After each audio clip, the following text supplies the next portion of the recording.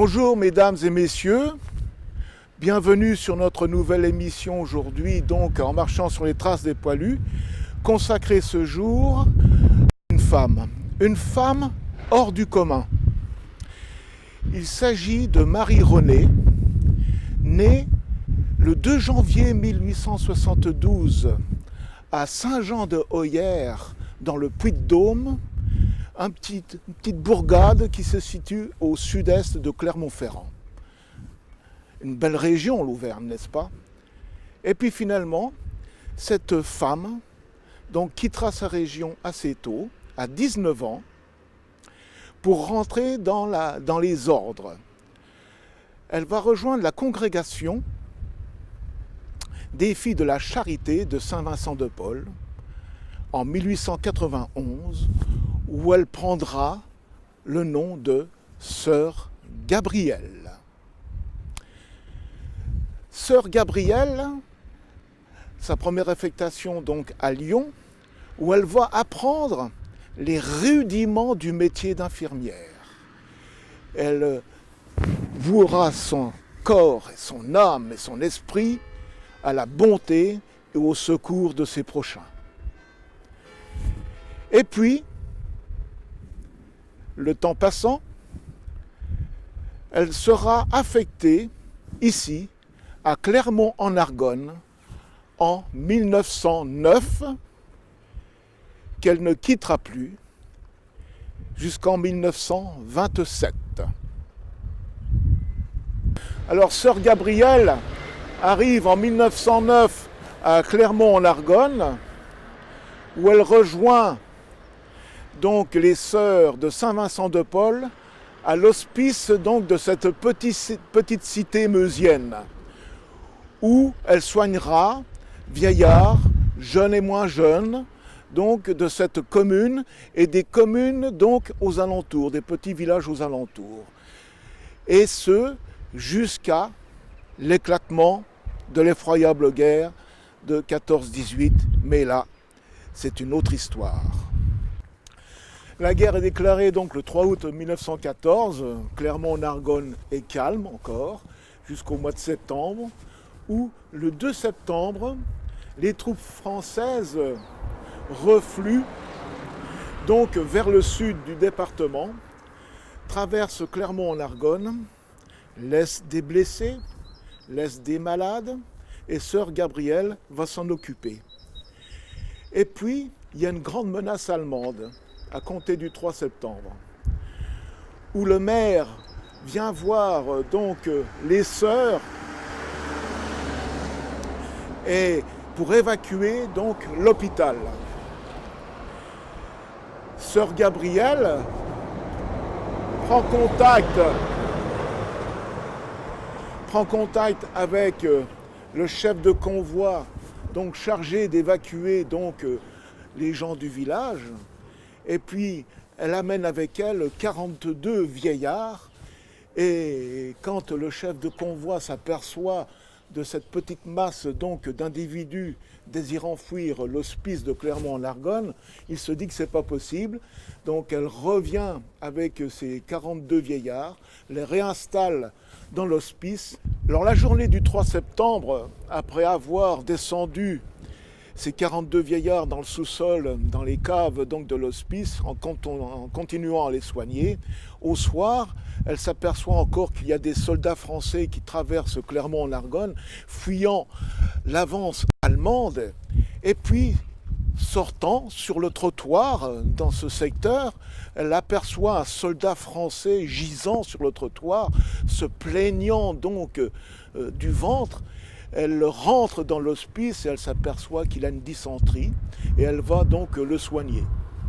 Et nous arrivons donc dans la nuit du 3 au 4 septembre où les Allemands commencent à bombarder les abords de Clermont-en-Argonne et les faubourgs de Clermont-en-Argonne.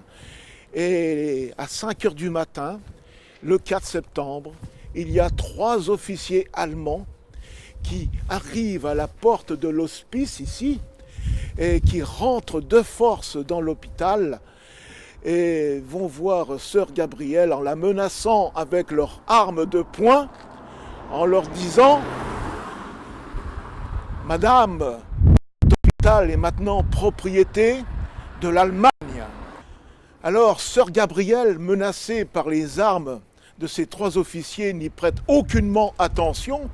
Au contraire, elle rétorque « Messieurs, cet hôpital n'est pas à l'Allemagne, cet hôpital est français et demeurera français. Cependant, si vous voulez soigner vos blessés, il n'y a aucun problème pour donc qu'ils pénètrent à l'intérieur de l'hospice et je les prendrai en compte au sens de l'humanité, au sens de l'humain, pour les soigner comme mes confrères français. » Alors, sœur Gabrielle les invite à visiter l'hôpital et ces 3 officiers, donc, raisonnés, rangent leurs armes dans leurs fourreaux et suivent sœur Gabrielle dans les différentes salles.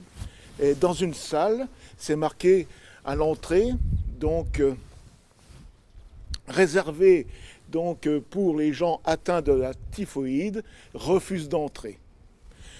Alors, les officiers vont mettre à disposition donc, de sœur Gabrielle médecins, infirmiers, brancardiers allemands, donc, pour justement l'aider à secourir et à soigner leurs propres blessés. Alors, sœur Gabrielle, donc, devient finalement un personnage incontournable donc, de cet hospice. Alors, les Allemands continuent leur occupation, bombardent le 5 septembre Clermont-en-Argonne et vont incendier les ruines pratiquement encore fumantes des bombardements, à tel point que la gendarmerie annexe au bâtiment donc, de l'hôpital est incendiée et menace donc, les murs mitoyens de l'hôpital. Et elle fait des pieds et des mains donc, pour contacter le colonel allemand de faire cesser cet incendie. L'écoutant, ce colonel dépêche sur place des pionniers, donc l'équivalent du génie français, donc pour enlever poutres fumantes, et ainsi de suite, tout ce qui pouvait communiquer donc les flammes à l'hôpital, et l'hôpital est sauvé grâce finalement à sœur Gabrielle. Donc le 6 septembre, toujours sous l'occupation allemande, il y a un ou plusieurs coups de feu qui émanent du mont Sainte-Anne, ce mont qui surplombe donc la cité de Clermont-en-Argonne. Et les Allemands, du moins le colonel commandant donc les troupes allemandes à Clermont, accusent sœur Gabrielle de ne pas dénoncer l'auteur ou le fauteur de troubles. Mais finalement, il s'avère peut-être que c'est un soldat allemand qui a tiré, et peut-être pas un Français. Alors, le colonel menace sœur Gabrielle de la fusiller si elle ne dénonce pas l'intrus, le personnage qui a osé donc tirer un coup de feu. Sœur Gabrielle ne se démonte pas, elle continue son œuvre de charité à soigner. Mais pendant ce temps-là, le colonel fait installer une parodie donc pour fusiller cette brave dame. Et il l'invite dans la cour de l'hôpital, justement, où sont donc installés le peloton d'exécution, et il la met face au peloton d'exécution.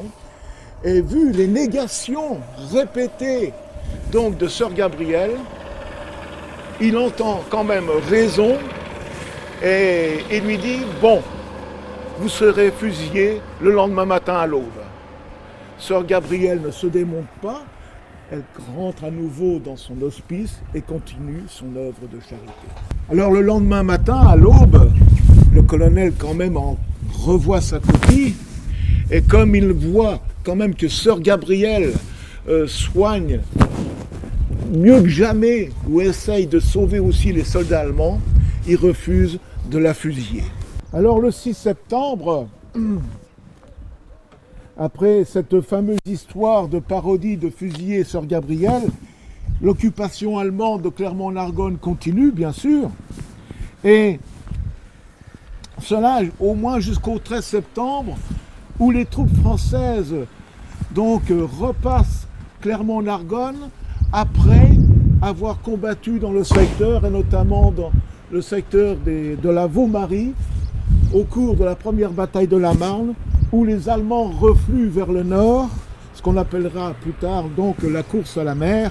Alors les Français, après avoir chassé les Allemands du secteur de Clermont-en-Argonne et même de cette ville, donc occuperont les lieux pendant 4 ans, jusqu'à l'armistice et un peu plus tard.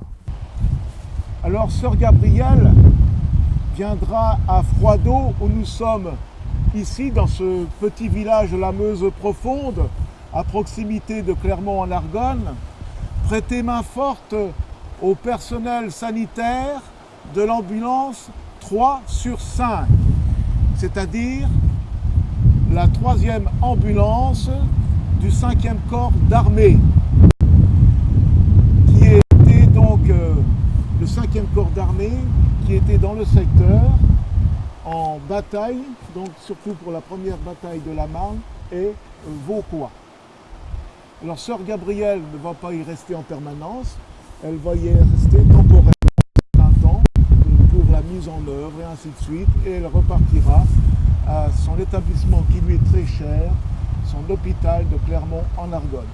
Alors ce bâtiment ici à côté de moi, c'est la chapelle de l'hospice de Clermont-en-Argonne, où Sœur Gabrielle venait de temps à autre également prier. Et comme elle a sauvé plusieurs soldats français, il y a des vitraux qui vont immortaliser, si vous voulez, 2 soldats français qui ont été sauvés par Sœur Gabrielle, mais malheureusement, trop touchés par éclat d'obus ou par balle, ils décéderont. Vous avez sur votre droite ici, donc le lieutenant Jean-Baptiste Postré, qui était en reconnaissance donc sur Vauquois, qui a été grièvement blessé et qui sera évacué ici sur l'hospice, mais qui décédera malgré les soins prodigués. Donc le lieutenant Jean-Baptiste Postré. Et ici, un autre vitrail qui est dédié donc au maréchal des logis Louis Cordier, lui aussi qui sera blessé puis décédera ici malgré les soins prodigués. Et au-dessus du portail d'entrée, vous avez donc le portrait du médecin-major qui avait en charge l'hospice de l'hospice de Clermont-en-Argonne, dédié donc au service sanitaire militaire français. Alors Sœur Gabrielle, avec ses consoeurs, sert avec un grand sens patriotique et avec un grand dévouement qui sera remarqué par les autorités militaires françaises, à tel point que le général Sarrail, commandant la 3e armée, qui vient de participer à la première bataille de la Marne, qui décide le 14 décembre 1914 de la citer à l'ordre de l'armée. Et plus tard, en 1916, le 10 septembre 1916, le ministre de la Guerre, Millerand, donc, va l'élever au 1er grade de chevalier de la Légion d'honneur. Et cette décoration lui sera remise une semaine plus tard, le 17 septembre 1916, par le président de la République en personne, Raymond Poincaré. Alors le 17 septembre 1916, lors de la remise de décoration de la Croix de guerre avec palme, puisqu'elle a été citée, et de la Légion d'honneur, est prononcée la citation suivante. Madame Marie-Renée, en religion Sœur Gabrielle, supérieure de la communauté des Sœurs de Saint-Vincent de Paul, attachée à l'hospice de Clermont-en-Argonne, titre exceptionnel, a fait preuve depuis le début de la guerre d'un courage et d'un sang-froid exemplaires, a sauvé dans des circonstances critiques de nombreux soldats français malades ou blessés, a été pour le service de santé une collaboratrice aussi précieuse par ses qualités techniques d'infirmière que par ses qualités d'initiative courageuse, exemple de bravoure et d'inébranlable confiance, avait déjà été cité à l'ordre de l'armée en décembre 1914. Alors, sœur Gabrielle sert jusqu'à la fin de la guerre et encore après. Elle deviendra mère supérieure en 1921 et elle continuera toujours son service avec grande bonté jusqu'en 1927 où elle demande à être relevée de ses fonctions eu égard à une très grande fatigue qui l'accable. Elle rejoindra les filles de la Charité dans un couvent à Paris, notamment rue du Bac, où elle décédera malheureusement le 19 septembre 1927. Cette malheureuse nouvelle arrive jusqu'ici, jusqu'à Clermont, où les Clermontois vont, disons, prendre corps et âme cette nouvelle et faire le nécessaire pour que cette brave femme soit inhumée ici, dans ce village où elle a tant servi. Alors, sœur Gabrielle va être inhumée le 24 septembre 1927, ici, avec, dans le caveau des bonnes sœurs réservé à ces dames, en présence de grands notables, le sous-préfet de Verdun, les parlementaires, le général Valdan, qui commandait à l'époque la 10e division d'infanterie, qui a lutté héroïquement sur la butte de Vauquois. Alors depuis le 24 septembre 1927, elle repose dans le caveau dédié aux sœurs de l'hospice de Clermont en Argonne. Alors, sœur Gabrielle, qui est inhumée dans ce petit cimetière local, est inhumée pas très loin de ses 52 soldats, et parmi eux, certains ont été soignés par sœur Gabrielle, mais malgré les soins prodigués, ont malheureusement décédé, et ils sont maintenant inhumés dans ce carré. On pourrait dire finalement que sœur Gabrielle, en étant à quelques dizaines de mètres d'eux, leur rend un dernier hommage. Je terminerai, si vous le voulez bien, par une devise qui m'est chère, et c'est la devise de sœur Gabrielle. On devrait d'ailleurs tous s'en inspirer. Elle disait souvent, « Pour être bon assez, il faut l'être trop. » Mesdames, messieurs, à une prochaine émission.